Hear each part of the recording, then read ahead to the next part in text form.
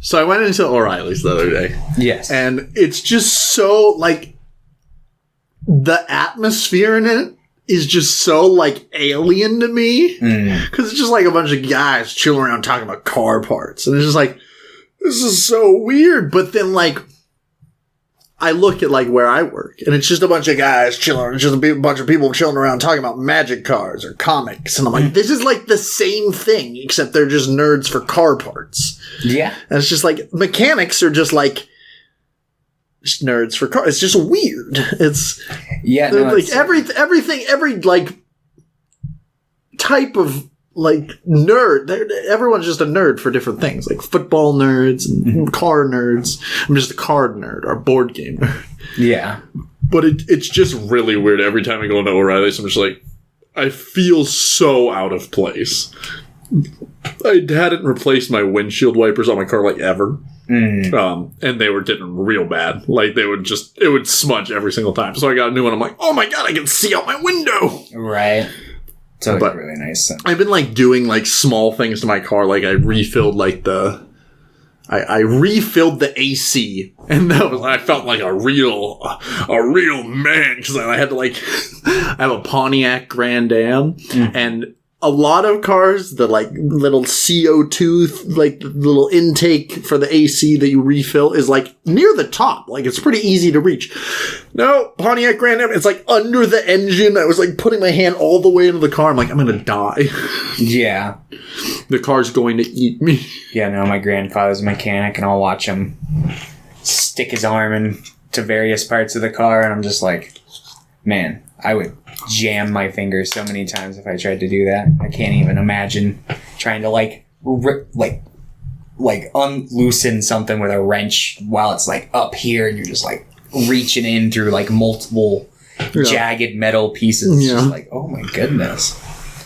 Cars are weird. They're like horrible death machines that were like, let's get into this every day. Yeah, no kidding. But I mean, they make life a little easier, I guess. Yeah.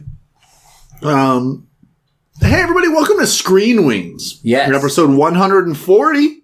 Yeah, the big 140. 140. We got it. Are we doing something special for 150? I feel like every 50 we do something special.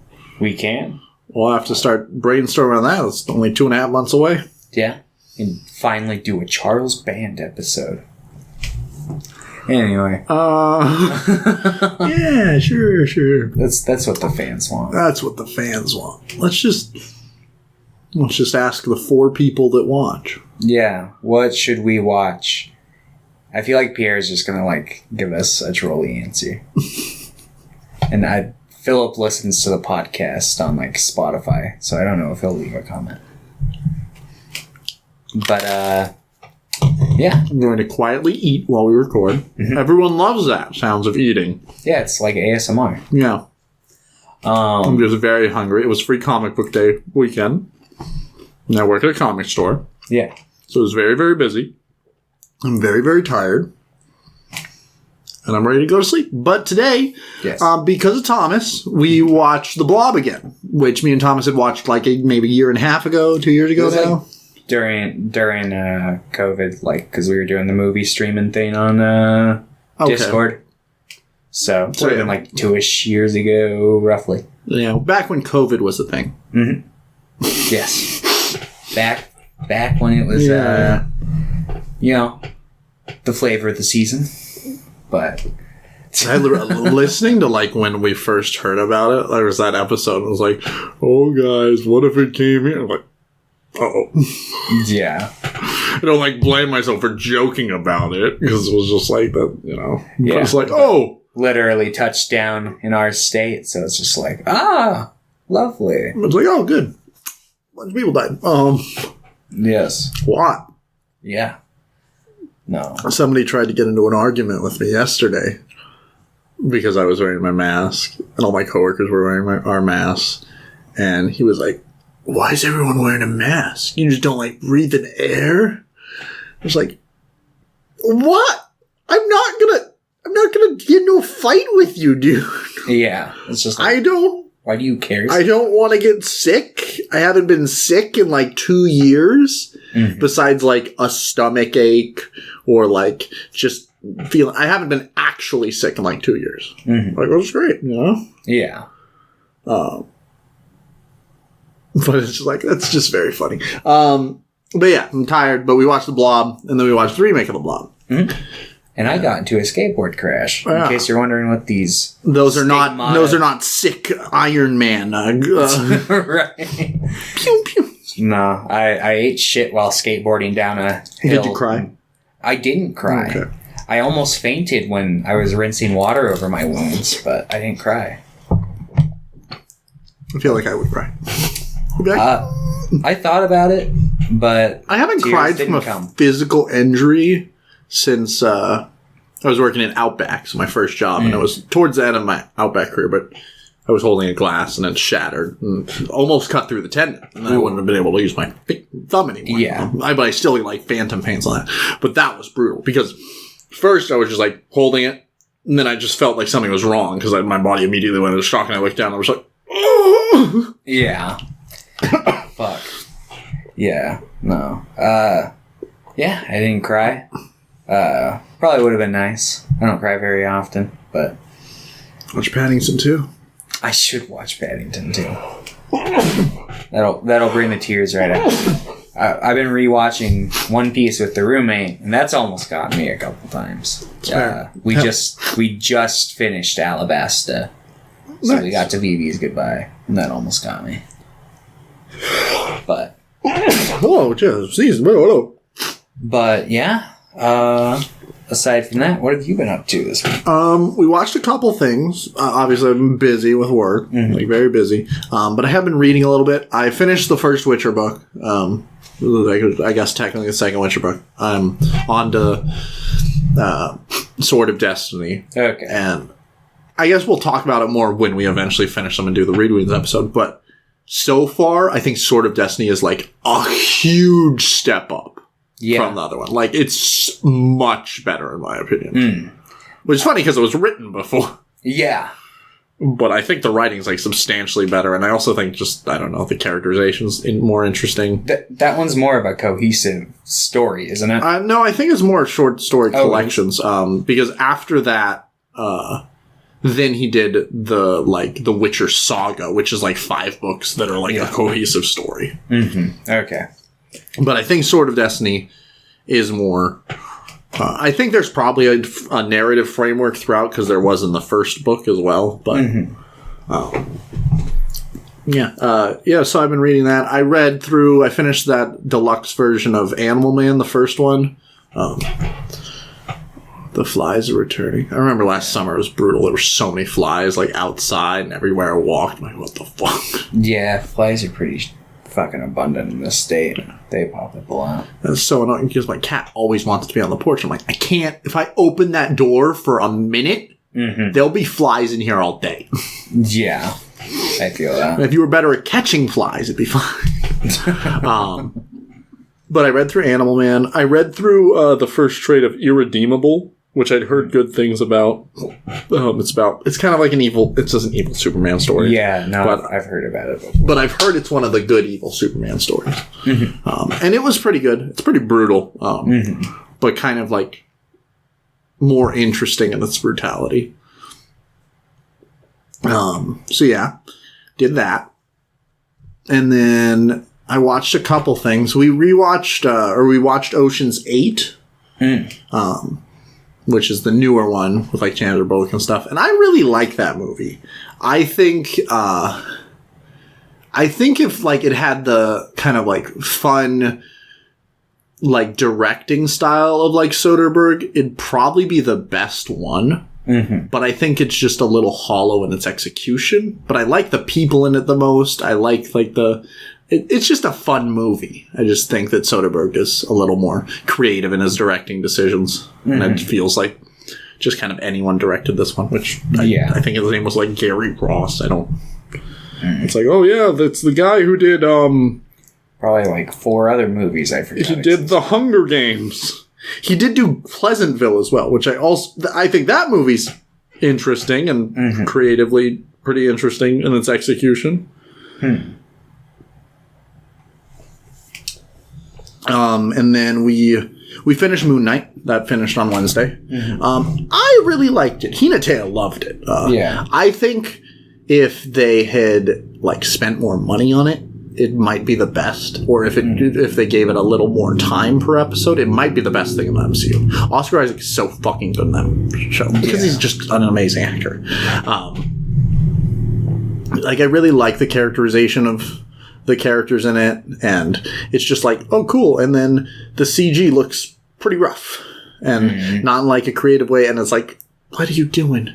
Just if you want to go fully into this, phase 4 is going to be half movies, half TV shows, then give the TV shows a good budget, because some of it looked pretty rough. And some of it was like completely unneeded. Like he's in the Moon Knight costume and he's jumping over just anything. It was like CG. The Moon Knight costume is CG too. Like, well, one of them. One of them's just the suit, which is fine. But I still think it's really good. I really liked it. And then I watched Bubble, which I was pretty excited about. It's a new anime film on Netflix. It's from the director of, like, the Death Note show and, like, a bunch of Attack on Titan seasons. It has, like, a bunch of, like, the writer from, like, what was it? It was like an all-star team, and I was like, this will be pretty good. Like, I wasn't a fan of Death Note, but I think this will be pretty good. It fucking sucks. It's real bad. It looks really nice most of the time, but it's, like, atrocious. Yeah. And I'm really, really not a fan of, like, it's like, oh, this girl, she's just like a bubble girl. She's made of bubbles. And she, like, comes into being a, like, girl. And then she immediately has, like, a romantic subplot with, like, the main character. I'm like, that is a child. That is, like, a weird child who doesn't know anything. This is creepy. Yeah. It's a little strange. And then I saw Mr. Strange in the Universe of Sadness. I liked it quite a bit. It feels like a Sam Raimi movie. I think the writing's weak for a Sam Raimi movie because he didn't write it. It's like very obviously written by the MCU people. Yeah. But I think the direction is fantastic, and I had a lot of fun with it. Maybe it's just because I was so desperate to watch a Sam Raimi movie again. Yeah. And then the next day I rewatched Darkman, which I liked it when I first watched it. But rewatching it, I think it's like one of my favorite superhero movies of all time. Like, I think that movie's incredible. I remember it. But it's also, I think, the most Sam Raimi movie he's ever made. Like, the like, transitions, the point of view shots, like, everything about it, like, screams Sam Raimi. Like, every scene. Which I love. But if you don't like Sam Raimi, like, the Sam Raimi-isms, then I feel like that movie could be obnoxious. But I love them. So. Yeah. And I forgot about the Bruce Campbell cameo in that one. That's like one of the main things I always think about. He's really hot in that last scene, too. Yeah. Like, I think that's the hottest I would say Bruce Campbell's ever been. Just like the way he's standing there and looking back like, what the fuck? Right. Dude, I was always so mad that we never got, like, the true sequel. I mean, there was obviously a 2 and a 3. But there's, apparently they're thinking about doing a Legacy sequel. Like, it's in the works. Sam Raimi talked about like a legacy sequel, like in the sense of like Halloween or Scream, like like a direct sequel to number 1, which I think could work like really well. But I have a feeling that Sam Raimi probably wouldn't direct it, and I don't know if Liam Neeson would return. But Liam Neeson also, I think that might be his best performance. I love him in that movie. Yeah. Well, I mean. Who produced that movie originally? It was like, wasn't it like Miramax? Maybe I'm thinking wrong. No. Because Disney might own that, so if he's directing movies for the MCU, they might toss a few bucks. But he was talking about how the Universal. So yeah, probably not. But I mean, like, I would love to have him back, and I feel like he would return for that, because he apparently really likes that movie, too. Like, I had never made the connection, but I was reading up about Sam Raimi, and, like, I knew that Ted Raimi was in, like, the Xena Warrior Princess show, and I watched that a lot. I didn't realize that Sam Raimi was, like, one of the executive producers on that Hercules and Xena show. Like, he was, like, he helped showrun and stuff. I'm like, oh, that makes sense. Yeah. I remember that Xena show being sick. Yeah, I never watched it, but I've always wanted to. And that was that was one of my big introductions to Ted Raimi. I didn't make the connection that he was also in like the Spider-Man movies, but he's so funny because he just plays this guy named Joxer the Mighty, and he fucking sucks. Like he's bad, but he's always like, he has a theme song that he's like trying to co-opt Xena's like sidekick as his own, and he's just like, he's like, I'm the best. He's just Ted Raimi's the best. Sounds like an Usopp kind of character. Yeah. Yeah, I definitely plan on watching it at some point. Maybe even at some point soon, because I'm probably going to watch through Ash vs. Evil Dead in the near future. So, nice. Which I've seen the first 2 seasons of, but I never watched the final season. So I think I did the same. I don't even know if I finished season 2. I at least finished season 2. It was pretty good. It's a fun enough show. I don't think it's... I think the end of every season has me scratching my head going like, wait, what? But maybe that won't be the case for season 3. But from what I hear, it probably will be. Yeah, but that's what I've done this week. Just been reading, been reading more Sleepwalker, classic. Yes, of course. The Marvel unsung hero. Okay. Doctor Strange spoilers real quick. Sleepwalker's not in it.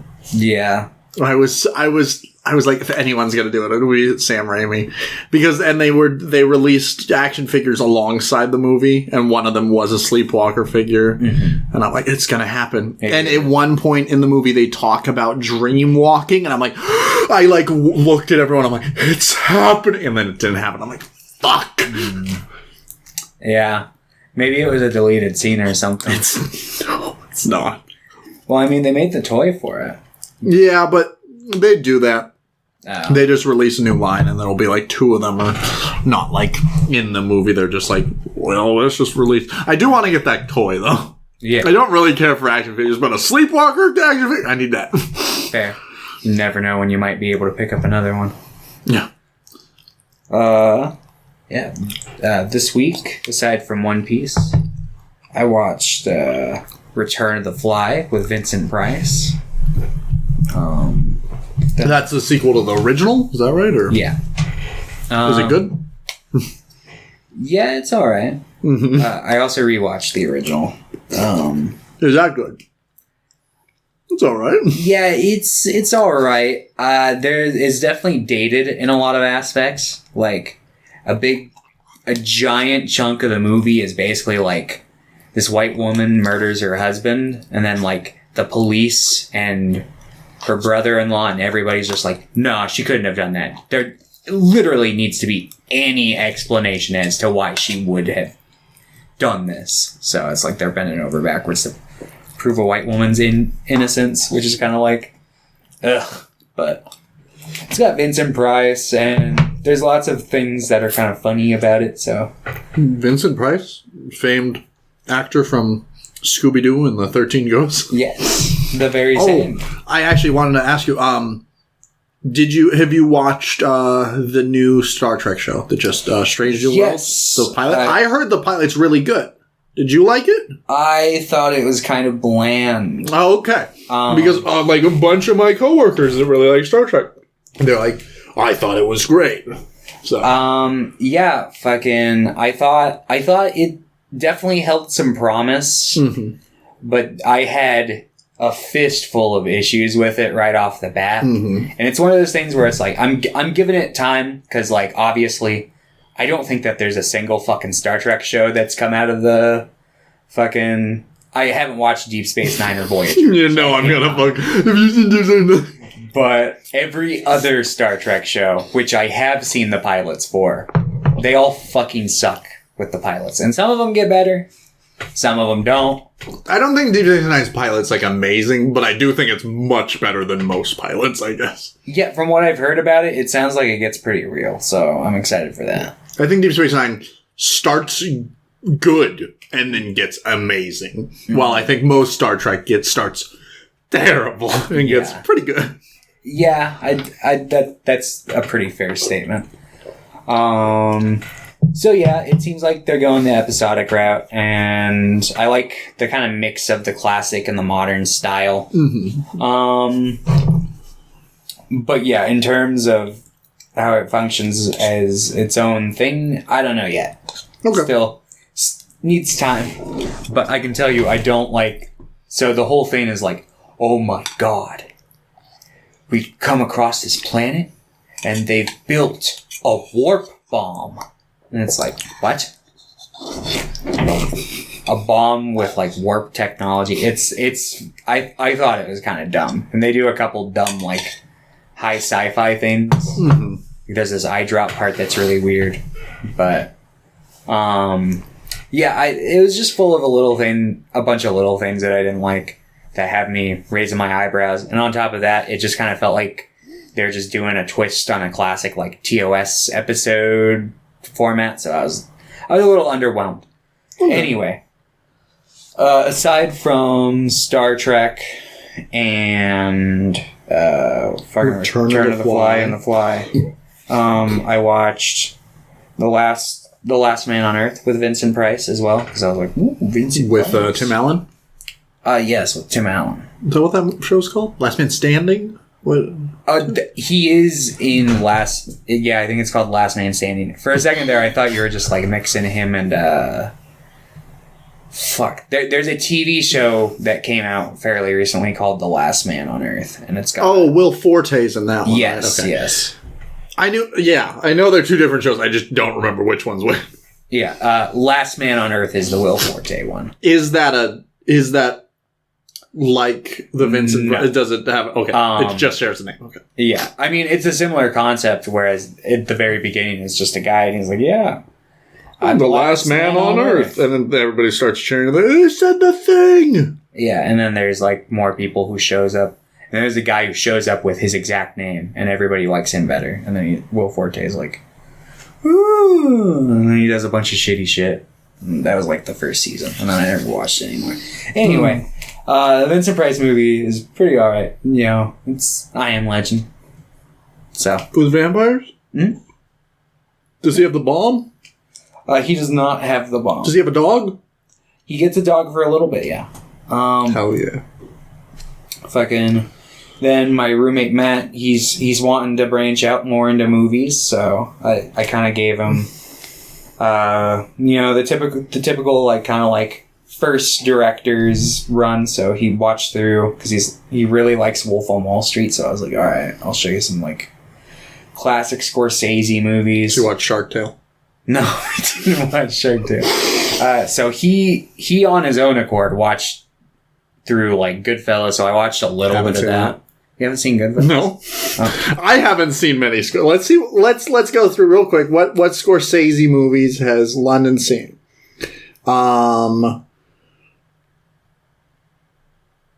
Wolf of Wall Street, Taxi Driver, The Departed, Hugo, which is the best movie. No, I'm just kidding. And Bringing Out the Dead. I've only seen 5.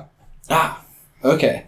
I've watched most of Shutter Island, but I don't really remember it enough to... I remember it not being good, but then I'm like, oh, it has a 4.0. People are on Letterboxd. People are like, this is the best. I'm like, what did I miss? He asked me about it. He's like, I really want to watch Shutter Island. I was like, why? I remember it not being great, but I'm like, maybe if I rewatch it, I enjoy it. But like the ones I want to watch the most are like, I want to watch Silence, the newer one he did with Liam Neeson and Adam Driver and Andrew Garfield. And I really want to watch Raging Bull and Goodfellas and Gangs of New York. And King of Comedy, also known as Joker 1.0. Yes. So he watched through on his own. He rewatched Wolf of Wall Street. He watched Goodfellas. He watched through The Departed. So I watched like part of The Departed, part of Goodfellas. And then when I was like coming and going from work, and then we watched through Taxi Driver. That one's okay. Yeah, I mean, I like it. I think, obviously, I don't know. I feel like it's less impactful of a watch by today's, like, in today's world, I guess, because it's like a lot of stuff is like edgy like that now. I actually want to bring up something real quick. A bunch of discourse on like Twitter and like movie sites they're like, oh, the multiverse of madness is too scary for people. Like, what the fuck are you talking about? Because it's not scary. Like, there are horror elements because Sam Raimi at heart is still a horror director. Yeah. But it's not scary ever. I guess pure subjective. But I think that in general, like, there's like this... I think just movies are getting less scary, like regular movies that aren't horror films. And I think that's why I missed Sam Raimi so much, because I like horror elements. Like, there are horror elements in, like, Spider-Man 1 and 2. Like, I miss that. I want those in movies. Oh, yeah. Because, I mean, like, that kind of stuff's good for, like, raising stakes and adding, like, tension. But, yeah. Fucking a lot of people just don't like that kind of thing. And then, I showed him Boogie Nights, because I figured he'd like that movie. He did. You're like, oh, I'm just going to show you every Mark Wahlberg movie that's good. The Departed, Boogie Nights. No, he watched... I mean, he's barely in The Departed. He's like a bit role. Yeah, but he's good. He's good in that movie, yeah. He did it. Then we had watched Good Time last week. Oh, yeah. Did you watch Uncut Gems? Yeah, we watched Uncut Gems this week. What do you think of that one? He really liked that one, and I also really liked that one. Yeah, I think I like them pretty much the same for me, at least from I haven't watched them since they were in theaters. I think to me, I came to the realization I like Uncut Gems more because A, I think it's a little bit more active of a movie, and B, I'm able to latch on to Adam Sandler's character in that one a bit more because like. That the Softies brother thing is like showing like an unlikable character, but they still give you like something to latch on to. Like clearly in Good Time, it's that his character, even though he's shitty, he loves his brother. Which that's like all there is to latch on to. Maybe that's just an easier thing for me to latch on to, though. Maybe I love my brother. But whereas like Adam Sandler's character is a little bit more nuanced and fucking, he's just a surface level more charismatic and fun to watch. Did you see that? I don't know when it was announced, but they're like Adam Sandler and them. They're doing another thing. I saw that it's been like rumored. I don't think it's been confirmed yet. But I also saw that two other actors who are apparently like pressuring their agents to work with the Safdie brothers are Timothée Chalamet and Pete Davidson. So. Pete Davidson seems like you look at Good Time and it's like this character was based off Pete Davidson. Yeah, maybe. I could see him playing the main character in that movie. But yeah, so I'd be interested to see any of those. I'd really like to see another Adam Sandler one, if I'm being honest. Just mainly because I want Adam Sandler to act in less garbage. That's fair. And then let's see. And then he really wanted to watch some Leo movies, so I was like, all right, I guess I don't know, I'll show you Once Upon a Time in Hollywood. So I showed him that movie. I haven't seen it. Yeah, it's alright.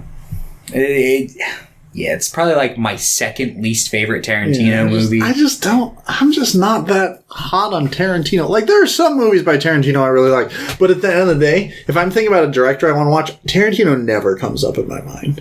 I don't know what it is. I really like Tarantino. I'd say like I like the majority of his movies. Yeah, I think the only movie I don't really care for is I don't really care for Pulp Fiction all that much. It's fine. I really like Pulp Fiction. I don't like Death Proof. That's the one I really don't. I haven't seen Death Proof, but I have a feeling I'd probably feel the same. But like, I really like I liked Hateful Eight when I saw it in theaters. I don't know if I would like it anymore, but I really like Django. Yeah, Django's fun. I like Kill Bill. I like Jackie Brown. I feel like Jackie Brown would probably be my favorite. Jackie Brown is my favorite. Because I think Tarantino is a director that I would really enjoy it as most restrained. Yeah, because he's adapting a book for that. Yeah, and when he's like most restrained, I feel like he would have to like overcome certain things. And when you overcome those challenges, I feel like your best work comes out. So I think he is one of those directors that would be best at his most restrained. While like Sam Raimi, on the other hand, I want to see it as most unhinged. Yeah, that's fair. But yeah. He's one, like, when I was, like, in middle school, I was like, yeah, Tarantino's, like, the best director ever. Because I was in middle school and I didn't know very many directors, but... I think I like Tarantino more for his appreciation of other movies than I do of his own movies. Because I think he's done a lot for, like, foreign films hitting, like, U.S. market, stuff like that. Yeah. And I think his lists, whenever he talks about, like, other movies, are always super based. I'm like, hell yeah. Yeah. And like I said, I don't think Tarantino's a bad director. I like most of his movies, but like in my mind, I just never think of him. Yeah, I think he's a really good like beginner director for people who are trying to jump into movies, especially people who like gangster or like action kind of movies. So yeah, I figured out like I can show you this, and I'll probably show him Reservoir Dogs once I get a copy. Yeah, I think that movie's really good too. Yeah. But, yeah, and then I watched the fucking Blobs. Blobs, beware the Blob. Cool. Yeah. Are we set to start then? I guess We've been talking for 30 minutes. We've been. I like this back and forth today. Maybe it's when I'm tired. I'm like, oh, it's just. All right, let's do it. Let's talk about the Blob from 1958. Okay, starring Steve McQueen. And other people. You know, so the last time we watched it, I remember I was tired. I didn't really want to watch it. I was like, this is going to, and then I thought it sucked. So this time I'm like, I'm going to watch it right when I wake up. I'm going to give it my full attention. I woke up. I was a little tired, but I was mostly up. I'm like, I'm good. By the time of this, I'll be up for the day. By the time I was done with it, I'm like, I'm so fucking tired. This movie sucks. I hate this movie. I think this movie's dreadful. I've got this fucking Letterboxd review pulled up. That's my absolute favorite. It's from somebody called Jaxie.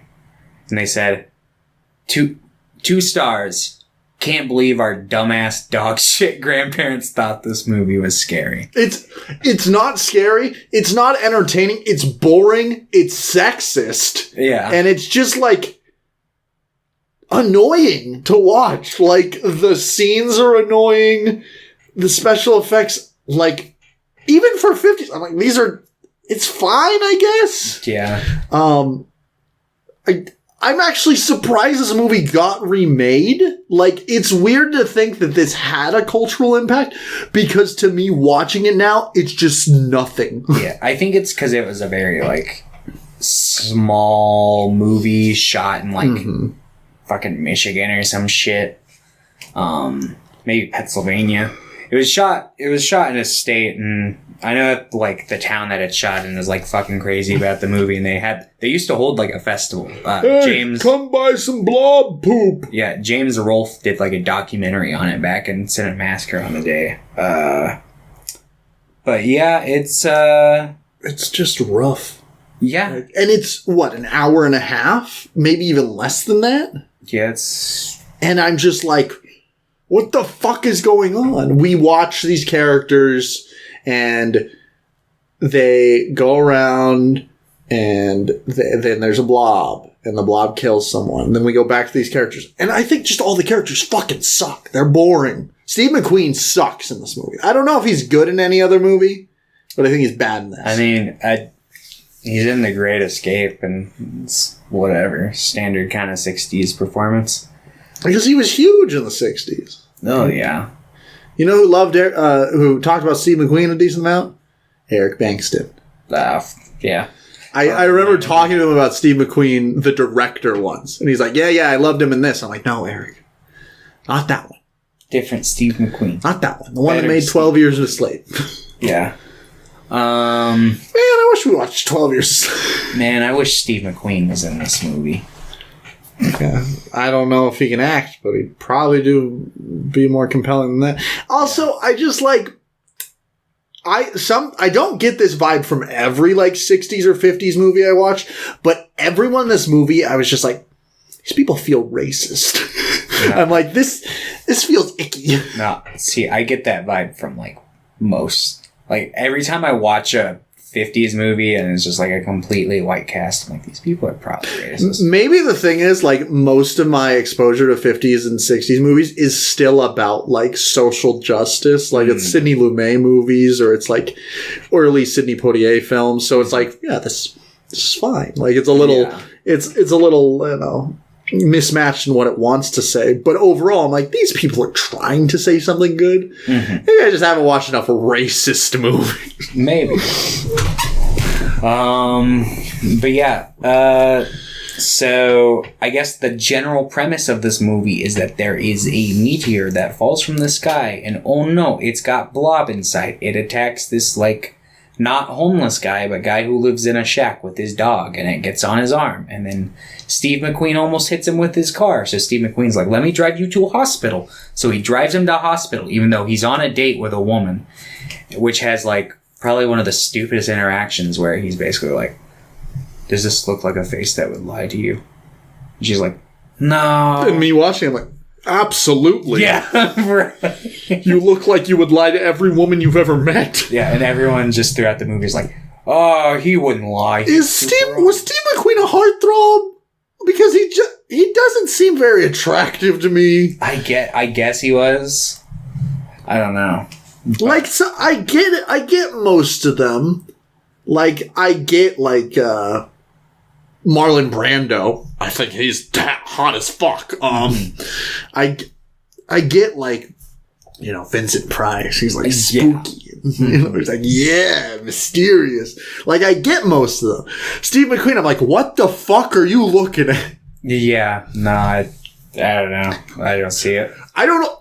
This movie pisses me off. I don't know what it is. I'm just like... He's got like I've had this unbridled rage waiting to talk about this fucking movie. Okay, Steve McQueen just like reminds me of like adult Anthony Michael Hall. Is that actor's name? The one from like Breakfast Club? And like all the Rent? Was he in Rent? Yeah, I think. Yeah. I think so. I kind of get it with Anthony Michael Hall. Maybe because he dresses more like a nerd. Maybe. No, he's not in Rent. I'm lying. Oh, you know who I'm thinking. He's in The Dark Knight. I'm getting him confused with fucking... What the fuck is his name? Load, quickly. Yeah, I don't know the guy's name. Anthony Rapp. I just Anthony in my head. Anthony. But no, I get it. Anthony Michael Hall's Anthony Michael Hall, I think, has too small of a face for his head. Yeah, I can see that. It looks like it stopped and then his head just kept going. I don't think he's ugly or anything, but yeah, he looks like, it just kind of looks like his face is a little photoshopped, like when it's like, I'm pranking my boyfriend by photoshopping his face smaller every day until he notices. Those are like trends on TikTok. Of course. Should do a TikTok where you're like, I'm taking London's cock and making it smaller. Oh, there we go. But yeah, so basically they take this guy to the doctor and it eats him, and then it eats the doctor and his nurse. And then they're like, well, you gotta believe us. But it turns out he was about to leave for a convention anyway, and there's this very insistent old woman who's like, no. Like, he called me before he left. I realize the place is a mess, and that these people's story don't align with what I'm saying, but I'm absolutely certain he has gone to that convention. And the cops are like... the door's locked from the inside. How would this happen? And it's like, what do you mean? How would it be locked from the inside if he just left regularly? Mm-hmm. This doesn't make any sense either way. Why would you not believe him then? Like, there are windows in this room too. That's how I mean, honestly, I guess the only way that makes sense is that there's a blob monster that's eating people. Because it's like, even if that was just a regular cold case, it's like, how the fuck do you explain that? The body's gone and no one's there. Unless there's like vents or they dug a way out of the room or something. But yeah, so then basically they send Steve McQueen and his date home. And then he's like, all right. But they sneak back out. And then his date, who I don't want to keep calling his date, but I mean... That's kind of how the movie treats her, too. Though. Yeah. Like, the movie's just... She's the co-star, but like on Google, when you look at the cast, she's like the 8th bill down. Yeah, and in the movie, she just kind of treated as a nothing object. Jane. She's just treated as an object. I really don't like the movie's treatment of women. Like, it's really just kind of gross. They're just seen as like these objects, but it's just... Yeah, but basically, she's about to leave, and then her little brother comes out, and he's like, I need to go and protect you. And she's like, no, you can stay here. I'll give you a dog. And he's like, I'm going to name the dog Willis. William, I think. And I'm like, why the fuck do you want to name a dog William? And she's like, all right, you can name the dog William. And he's like, well, actually, William's a stupid fucking name, and I don't want to name the dog William. And she's like, we go to bed. And then, yeah, that scene goes on for like 5 minutes, it feels like. I know it doesn't, but... So yeah, they break out, then they go to like a store that the Blob is broken into, and then they get cornered, and they like hide in a freezer, and then the Blob stops chasing them in there. And then I don't know, they run around, the Blob eats more people, and then finally they convince everybody, they're like, hey, maybe give us a chance, and then it doesn't matter because a bunch of people run out of the theater where it had attacked, and so they have to go in there, and then they end up in a fucking diner, and then it, like, covers the diner, and then they freeze it, because they find out, like, just by a random happenstance, someone's trying to defend themselves with a fire extinguisher, and it works, and they're like, oh. We did it. Freeze it. So they drop it off in the Antarctic, and then the movie ends with, well, it'll be safe, as long as the Antarctic stays cold. The end, question mark, and it's like, oof. I hope no one tries to make us like a fucking what's legacy sequel? This is 70 years later. I'm like, the Antarctic is thawed, and the Blob is bigger than ever. The Blob has replaced the ocean. Oh, it ate all the fish. We should make that. I mean, it's basically the Raft in Creepshow 2, except it's not the ocean; it's like a lake. But I think I like this movie even less than the first time. Maybe it's because I've already seen it, but I'm just like, I was just so annoyed. Yeah. I like the scene where they get picked up at the police station, and Steve McQueen's like, Dad, you gotta believe me, there was a horrible Blob monster. And the dad's immediately just like, my son doesn't have a habit of lying. Yeah. And I'm like, hell yeah! I mean, at the very least, that was like, I like movies where, nobody believes them, but one person, like the dad, I'm like, that's interesting, at least. If I'm trying to latch onto something in this godforsaken movie, it's gonna be that. It's like you're trying to reach for traction, but the walls are just covered in blob. Usually I'm just not a fan of movies where it's just like, most of the movie we're just going to be like, we don't believe you, we don't believe you. Like, yeah, but then Killer Clowns from Outer Space exists, and that movie kicks this movie's ass. Yeah. But that movie's also just much more interesting throughout its runtime. And but like it also is like a remake, though. Like it literally even copies like the cop dynamics from this movie. But it's just like, there's no characters to latch onto this movie. I don't really think any of I think this is worse than the Blob 2. The Beware the Blob. Like, because there's like 2 scenes I like in that movie, and that movie's shorter. I don't even remember I don't, a single thing from that one. Yeah, so but this one I have like a vitriol hatred for. I can't stand the Blob. You like the song though, right? You're right. Never mind, 10 out of 10. The song is pretty fun. Yeah. The fucking song's like the main thing, and it only plays at the beginning. Yeah, for like 10 seconds. Not very. Beware of the Blob and groups. Yeah, it's a. They didn't play that song in the remake, did they? No. They should have played it during the credits at least, or something. Like a sick 80s glam rock. Beware of the Blob! Fucking yeah, that would have been interesting. Yeah, this movie, not a whole lot going on. It's just kind of like, it's like 60% just like a generational divide movie, and then it's like... And I don't even mind those movies. That's the thing. Like, but it's poorly done. It just sucks. And then it's like 10% of like this maybe sci-fi movie. If you want to watch a movie about a blob that comes out of a meteorite that's much better, watch Spider-Man 3 by Sam Raimi. I love that movie. That's a good... I love Sam Raimi. I was looking over, I'm like, I've rated 4 Sam Raimi movies at 10 out of 10. I'm fucking nuts. Because Evil Dead 2, Darkman. Darkman's now number, I think, 3 on my superhero rankings. It's Spider-Man 2, Spider-Man 1, and then Darkman. Wow. Sam Raimi's holy trinity. Yeah. I know Sam Raimi isn't for everyone, but that's like what I love. I think him and Richard Linklater are like my favorite like American directors. Like, they're so much fun.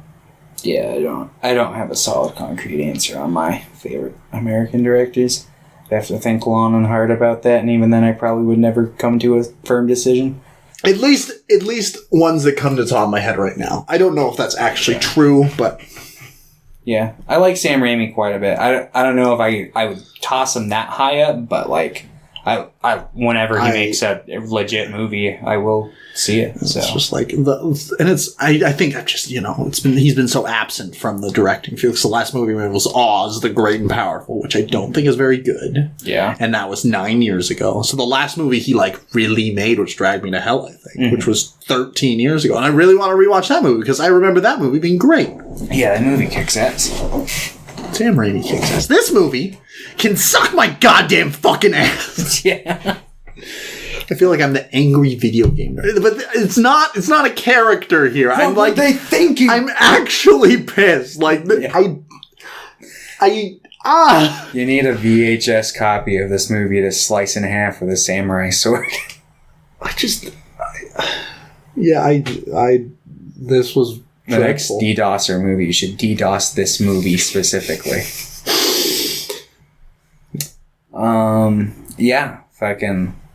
Yeah, the Blob's not good. It's not good. Some people find it charming. I don't. And yeah, I just thought... Anyone that finds the movie charming needs to go to the retirement home. No. I think it's like kind of like a similar thing like with Dazed and Confused, where people just like kind of watch it and go like, ah, yes, nostalgia. Well, it's weird because I like that movie, but I think we talked about it on that episode, but like for the opposite reasons most people do. Because I'm like, yes, this is...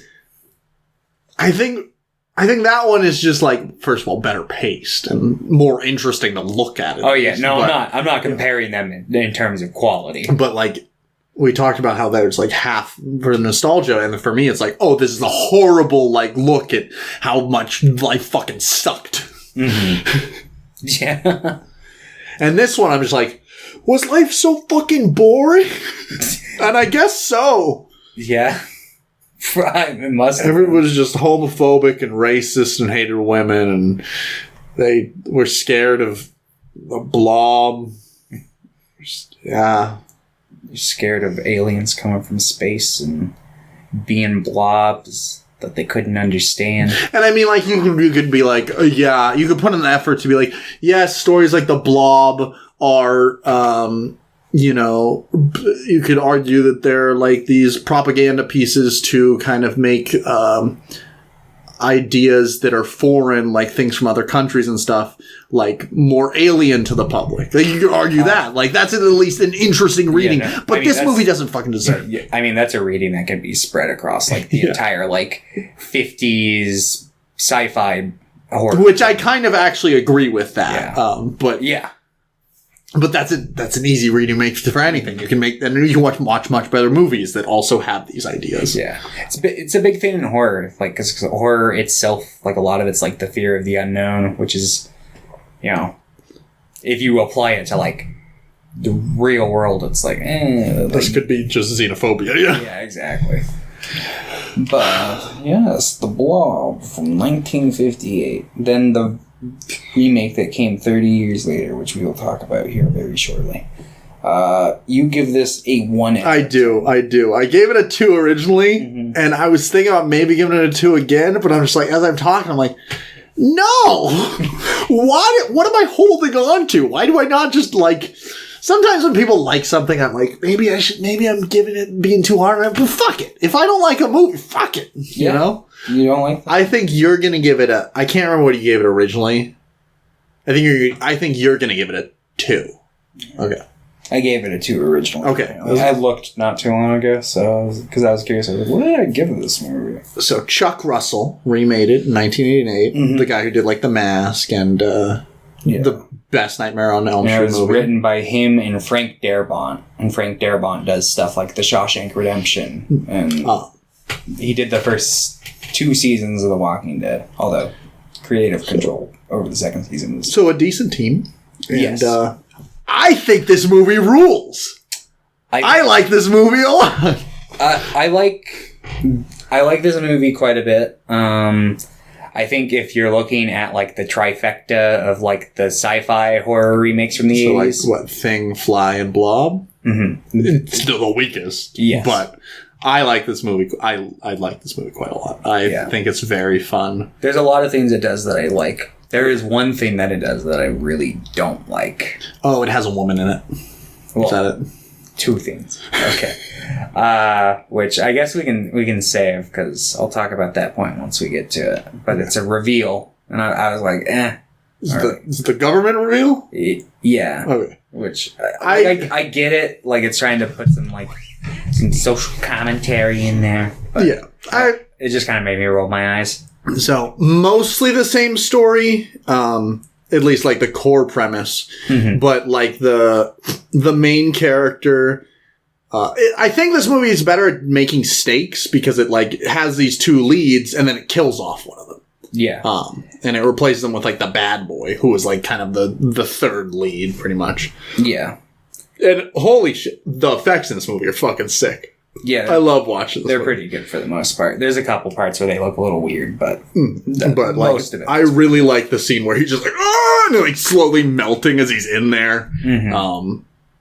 So yeah, it's replaced with them who they were originally together, right? Is that the story?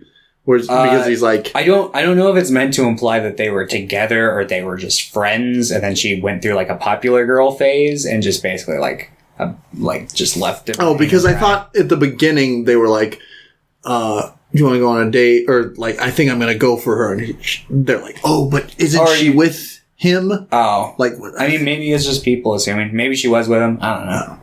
But they knew each other. They didn't kiss at the end of the movie. They hugged. So. Which is, I actually do like quite a bit. Yeah, no, I saw that and I was like, yeah, wholesome friendship. And I really like, are you okay? Yeah. I think this has a pretty, decent, strong female lead for the time. Like, I think she works pretty well as a character. I think she's more interesting as a character. She's just, her own person. She's not just, a kickstand for Steve McQueen or something. There's a point in the film where they have a disagreement and they go their separate ways for a bit. So it's like... And it doesn't just follow him. You might think, oh, yeah, it's one of these movies, so it follows him, the lead, the man. But no, it's like, let's go with her for a bit, too. It shows both of them. Yeah. But yeah. What's it called? Yeah, I like this quite a bit. I got really excited when it first showed the real, male lead, because I was like, oh, is that him? I thought it was baby Ethan Hawke. I did too. I'm like, is that Ethan Hawke? Yeah. He looks so much like him. He does. And then I looked at the back of my TV and I was like, I don't see Ethan Hawke's name. Even Kevin Dillon, even now, looks like that. Looks like he could be Ethan Hawke's brother. Yeah. I'm like, what the fuck? But, they should just be in a movie where they're brothers. Right? Richard Linklater hit him up. Yeah. But, what if just Richard Linklater hits him up and decides he's like, nah, this is my new Ethan Hawke. Just never cast Ethan again. He's in the next Before movie. They just reply, don't tell Julie Delpy, but it's not Ethan Hawke. We just got Kevin Dillon to come in. Just the idea that she would notice, but would just roll with it. Like, huh? who's that? Whatever. I just want to get this movie made. But yeah, so yeah, basically it's more or less the same events that transpire. There's some different plot threads. The thing I really like about this movie is it sets up a lot of characters that seem like they would like have a role to play throughout the story, and then it kills them off. But it gives them enough screen time to at least latch onto something. Yeah. I think the most effective one for me was there's the sheriff and the waitress. Yeah. And they kills the sheriff off screen. Yeah, that's the thing that really... Because, like, basically, like, the sheriff and waitress, there's a lot of screen time at the beginning, like, setting up, like, oh, they're going to go on a date tonight, but then, oh, no, this terrible fucking murder and disappearances happen with this Steve, the popular football boy. So it's, like... this big thing, and then Bad Boy and I don't know. She's not Jane again, is she? I don't think so. Maybe it might be. No, Meg Penny. Yeah, Meg. right. Okay. Meg, and then Brian Flagg. Meg and Brian from Family Guy. So so Meg and Brian go to this restaurant, and she's super cool, but then. Yeah, the Blob chases her to a phone booth, and she tries to call the police, and she's like, "Get me this sheriff!" He's like, "He just went to the diner a few minutes ago." And then you just see him floating in the Blob outside the phone booth, and it's like, oof. Yeah, because, like, that whole scene, you're like, yeah, she's gonna die, but maybe she can get out, like, one last message to her, you know, this guy that she's had this, like, blooming relationship with, but it's like, nah, he's already dead. So it's just, like, one of those... And I thought that was really effective. And that scene stuck with me probably more than anything else in the movie. Yeah, no, and like sometimes I get really annoyed at movies that just introduce characters to kill them off. But this movie introduces characters to give them an interesting story and then kill them off, which I'm a fan of. Like, I think you can introduce as many characters as you want and kill them off. That's fine. But give me something. Like, give me some actual characterization. Yeah. So I can latch onto something. So their deaths, like, mean more. So they feel more real, I guess. Yeah. I really like the scene with, like, the little brother and his friend. Yeah. They have a bunch of scenes where we're going to go sneak after the movies. And the little brother's, like, friend is a dickhead. He's like, she's a little bitch. And then he fucking gets murdered. Yeah, the whole movie, because I saw this when I was young. So I had seen it and I remembered things from it, but it was, like, very, like, touch and go. So, like, the whole time I'm like, yeah, the real little brother is too nice to go. They're going to kill this little dickhead off. And they did. And I was like, okay. I was kind of hoping they were going to flip it. Yeah. I actually thought for a second, I'm like, wait, which one did they just kill? Yeah, because they both look exact. It's like if they cast the fucking, like, Sprouse twins. It's like if they cast Matt or Kevin Dillon and Ethan Hawke right next to you. Right. You'd just be confused the whole time. You're like, wait. It's kind of how I feel when I watch Brigsby Bear. I'm like, wait. That's not Mark Hamill as the cop as well? But, yeah, because they both have beards in that movie. But who does play it? Oh, William H. Macy plays it. No. I can't. William H. Macy plays... William H. Macy's not in that movie. Who plays... He's what in... the fuck? I can't think of the actor's name, but he's in stuff.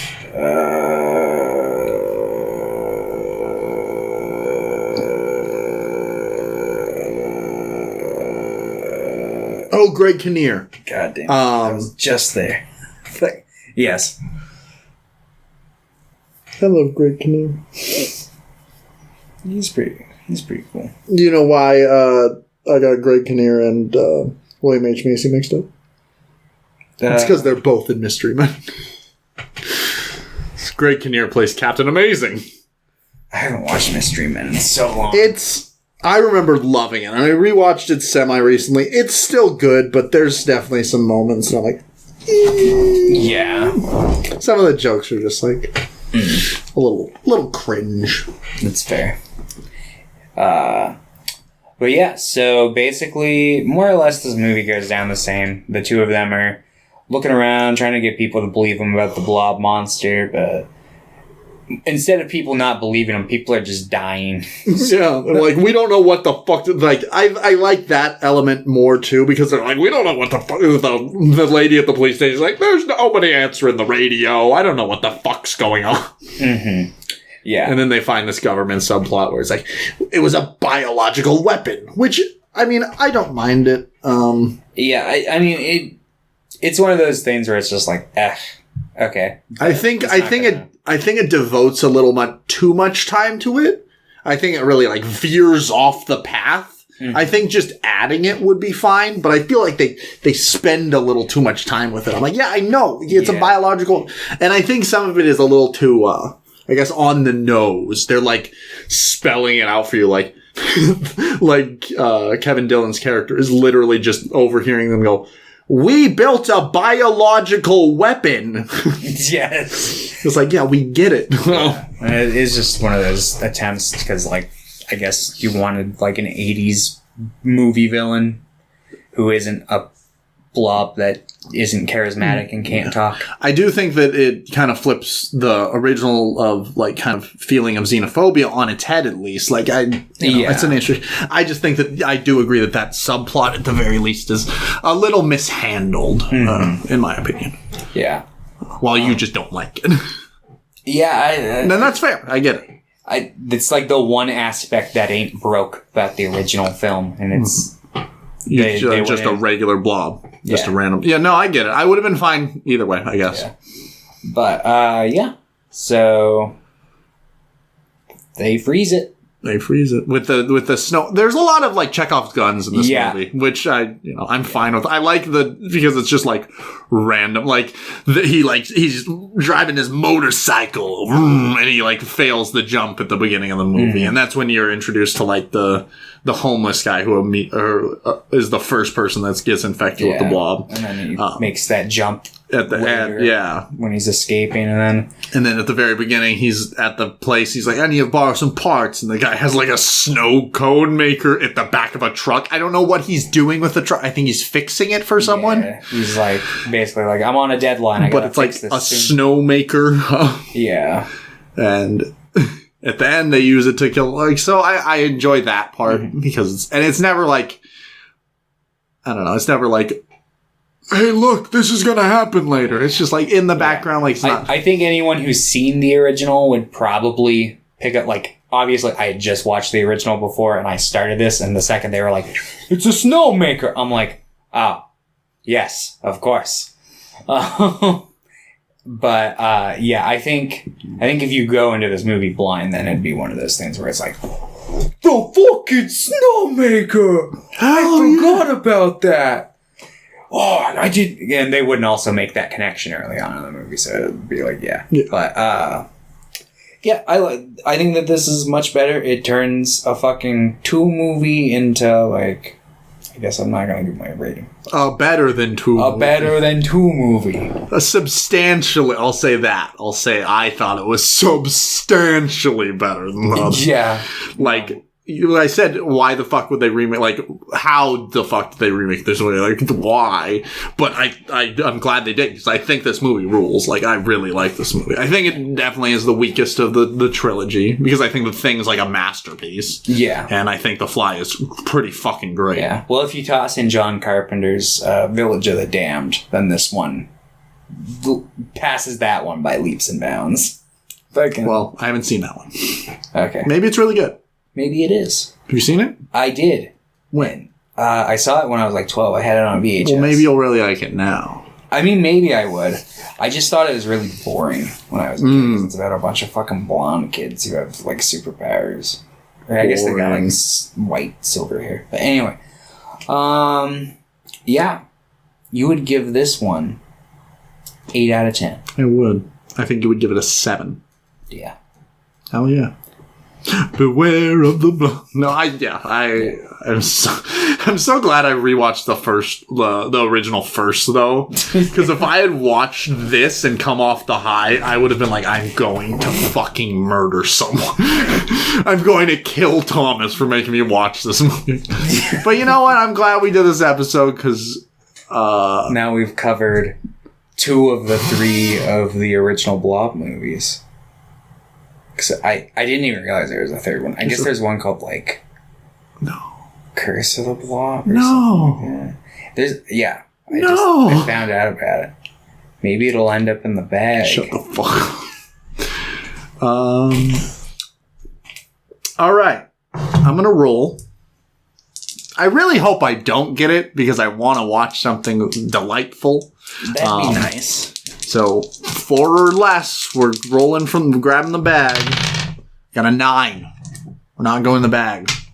And then what we'll do is next week, it'll be 5 or less. We're just going to go up each time. Yeah, well, next week it'll be leading into a dive, I believe. This is coming out tomorrow. Never mind. Tomorrow's the 9th. So it'll be, next one will be the 16th. So, one more week after that. Oh, okay. We are going to watch Paddington 1 and 2. Okay, cool. I'm very excited. So am I. They are fun. Paddington. You will smile. I hope. Oh, wait, you hate fun. You hate nice movies. I just said I like Paddington. Have you seen the first one? I've seen the first one, yeah. And you like that one? Yeah. Okay. I've seen bits and pieces of the second one working in the theater. Cool. Yeah. Yeah. Both of them are better than the Blob one. The original Blob. Believe it or not. What? Are you sure about that? I'm going to need to see the receipts.